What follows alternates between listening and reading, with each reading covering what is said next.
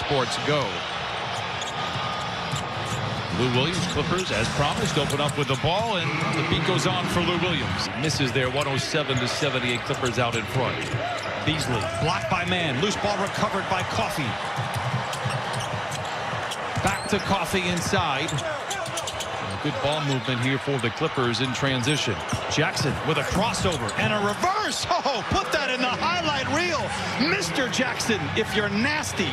One heck of a move at the offensive end of the floor. A dribble move and then a finish at the rim on the other side.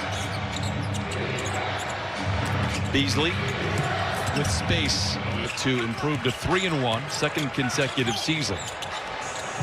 Wolves had that opportunity as well. They opened up the year last year 3-1. Kennard, he's ambidextrous, left hand, right hand, and he has been all systems go. Move in him where he moves into the defender when the defender gets on his side or behind him and moves into it to create some space. Clippers defense recovers. Rubio off balance and knocks it in. Ricky Rubio is 5 of 7. He has 15 points. Beasley blocked by Mann, fouled by Mann. A couple of second hands full. And they've got their big man back after a horrendous injury a couple seasons ago. They've got some nice pieces. They have done very well. You mentioned it earlier. Gary Trent Jr. was a revelation in the bubble.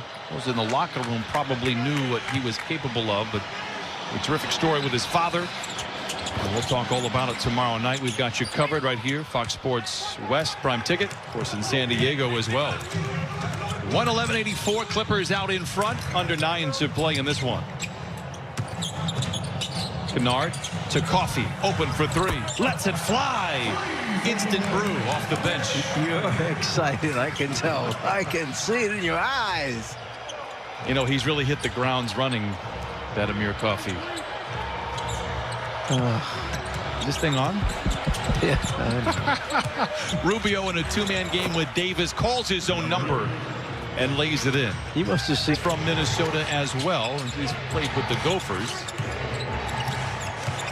McDaniels surrounded by a white shirt. The Clippers 5.5 minutes away from their 3rd win of the season. It was supposed to be a pick and roll. Kabengele thought it was a pick and pop.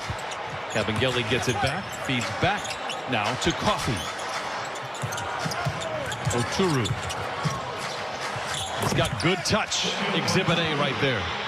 big hands, surrounds the ball. Nice soft touch. Coffey and Oturu were teammates with the Gophers. Vanderbilt inside. A whistle stops the clock. 4:57 to play. 90. I feel really bad if I meet him for the first time. He says, I know who you are. I saw you on that came from 40 to 90. Hernan Gomez for 3. Ooh, what an effort by Vanderbilt, and he tapped. When you're the defensive coach like Dan Craig, he's sitting there going like, we're not going to give him 100. We're not going to give him 100. Dig in. Well, it's funny. A little scrappy play here. One of my favorite things to do, especially early on in the season, is a big-time finish from Vanderbilt. Wow. But this is exactly who we thought the Clippers would be. Second-round pick back in 2018. Spent time with the Denver Nuggets a few years ago. 118 to 95. Coffey to Jackson. 9 to shoot. 2-man game with Oturu. Jackson picked up by the smaller McLaughlin. Under duress in the shot clock. 3 to shoot. Step away jumper. Nice effort inside for the Clippers, battling for the rebound, but it goes back to Minnesota. Nationally, just down the street at Galen Center, wearing a Trojan uniform. He has a future in this league. He's a two-way player for Minnesota, but he's got a nice future in this league. Out of the road. And I'm going to go out on a limb and say that this game will be a lot more fun to talk about for those guys than Sunday afternoon's game Thankfully, they had you there to bring the sunshine as Edwards connects on another three. The attitude was a good one, I thought. Everybody just washed it away. They didn't harp on it, and they knew that they would have another opportunity tonight. They took full advantage. Speaking of taking advantage, Reggie Jackson. Under control, not trying to create something crazy, and that's a good thing.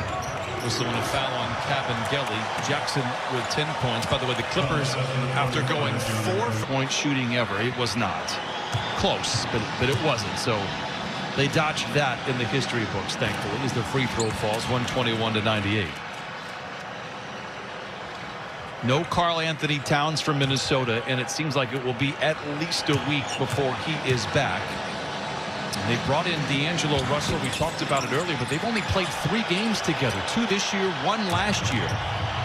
While they are good friends, you still need to have on the court experience together. And that will be delayed, and with an abbreviated season and the weirdness that we're going to have all year, the injury is costly on more than one level. Tour with a massive rebound inside and doing some work, lays it in. As he did, 2 hands, powered it in. I talked to some of the coaches for the Golden Gophers, and they said in 2 years you will not recognize Daniel Orturu or this guy, Amir Coffey. Gets it ahead to Jackson, waits for the contact and absorbs it, and they'll go to the line for 2. So, Brian, since we're playing guessing games with each other occasionally, do you think the Timberwolves will get to 99 or 100 or 101 or 102? Where are they going to wind up at the end? They're at 99 now. And they have probably 2 possessions to get it done. Well, I'll be the unfortunate bearer of news. I think they get to that mark. Over 100? Yeah. Do you have some kind of extra activity on this? I'd like to see them compete, like down the stretch. Is that what you are? I don't know. Was there any other cities that were involved in this? Maybe a 5-hour drive from here. More east. Let me think about that, okay? It's got a dry summer. Well, that ends that. Oh, McLaughlin lays it in. Oh, Phoenix. Oh, Nevada. Oh, you're warmer. 41 seconds to play in this one, 124-101. Cabangeli pushes off, whistle and a foul. Ball goes back to Minnesota. Likely the last active possession of this game.